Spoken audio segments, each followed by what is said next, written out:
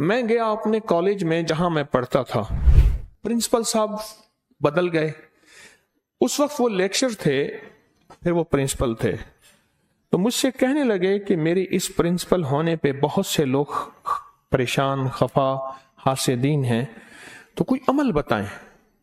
میں نے انہیں ایک عمل بتایا جو حضرت سلیمان علیہ السلام نے پڑھا، رب ہب لی ملکن لا ینبغی احد من بعدہ انک انت الوہاب. اوہو، میں نے کہا یہ آپ ہر نماز کے بعد 11 دفعہ پڑھ لیا کریں. اے اللہ، جو ملک مجھے دیا ہے پھر یہ کسی کو نہ دینا اور مجھ سے چھننا بھی نہیں. مفہوم اس آیت کا یہ ہے.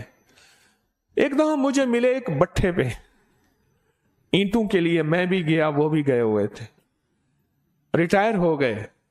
خوش ہو کے کہنے لگے ریٹائر ہو گیا، دنیا جہان نے میرے خلاف سازشیں کی، سب ان کے منہ پہ جا کے لگی اور وہ پریشان ہوئے.